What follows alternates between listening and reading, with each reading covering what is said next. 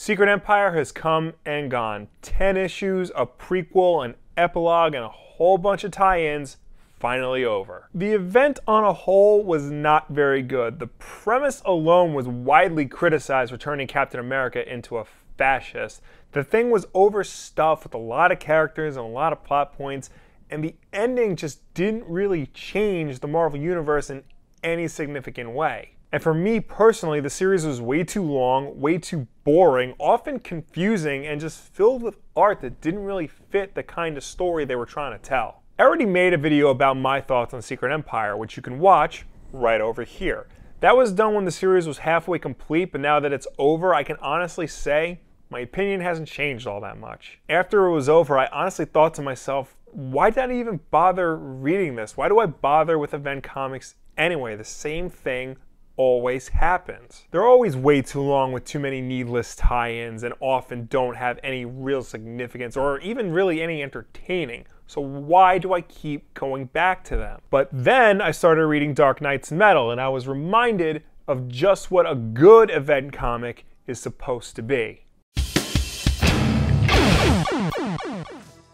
Last week, DC released the third issue in their current event series, Dark Knight's Metal. The series is being written by Scott Snyder with art by Greg Capullo. Last week was the halfway point in the series and it's already shaping up to be one of the best books DC's put out all year. The story centers around Batman discovering a dark multiverse that he fears will bring the end to everything. And he discovered this multiverse through various mystery metals that he's encountered through his career. Fearing for the universe and convinced he's the only person who can stop it, he goes behind the back of the Justice League to try and prevent an invasion, only to unleash 7 evil versions of himself onto our world. Now, right off the bat, I knew Metal was going to be a good event. First of all, it starts right in the middle of the action. The Justice League is trapped in a gladiatorial game on Mongol's war world. From there, the series peaks and valleys naturally. It gives you just enough room to breathe before diving into something crazy and then pulling it back, slowing things down before going right back into the action. All of this without cutting back and forth between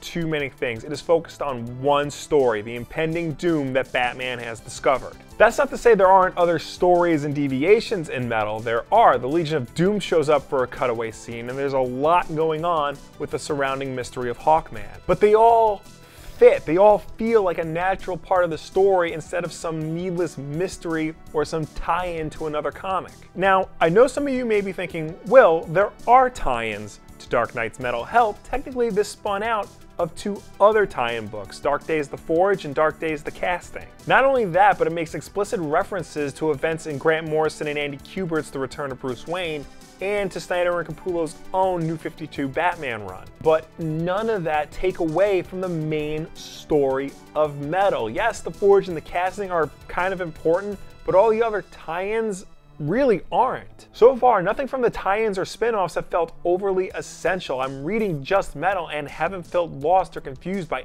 anything going on. Regarding the references to Return of Bruce Wayne and Snyder and Capullo's earlier work, the series does a great job of giving you all the information you need without bogging down the story. And they do it in a way that makes you actively want to check out those stories instead of making you feel like an idiot for missing them. And in some cases, they even tell you what to read. It's a nice touch. Plus, this book is metal as f***. Any panel from this series could be an album cover. It helps that Greg Capullo is a fan of heavy metal music in real life, and that fandom bleeds into his artwork here more than anything else he's ever done. Now, The Forge and Casting had great art too. Jim Lee, Andy Kubert, John Romita Jr., all great artists in their own right, but none of them come close to conveying the heavy metal aesthetic that Capullo has. The series is halfway over and I am so excited to see where this goes next. Every issue ends on just the right note, leaving me satisfied but wanting more. Metal is what an event comic should be. Large but focused, filled with big ideas and themes, but never loses sight of its main story idea. It has tie-ins, but it never makes you feel like you're missing half the story for not reading them. And it's pretty short at only 6 issues. Well, 8 if you want to include The Forge and Casting, but actually, you know what?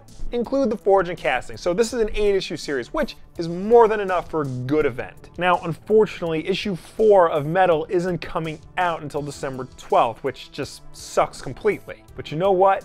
that's okay. If you haven't started reading Metal yet, now is the perfect time to go back and catch up on all 3 issues plus the Forge and casting to get you caught up for when issue 4 comes out. And if you have been reading Metal, maybe now's the time to check out some of the tie-ins, or even better, go back and reread Snyder and Capullo's earlier Batman work. I'd say particularly Endgame and the Court of Owls, Night of Owls story. Or go reread The Return of Bruce Wayne again, because I can guarantee you can't tell me what happened in that story. But if you are reading Metal, what do you think of it so far? Are you excited to see where Snyder and Capullo take us? If you're not reading Metal, did I convince you to go out and read it? Let me know down below or anywhere on the internet. Of course, new videos every Tuesday, Wednesday night at 9 p.m. Eastern.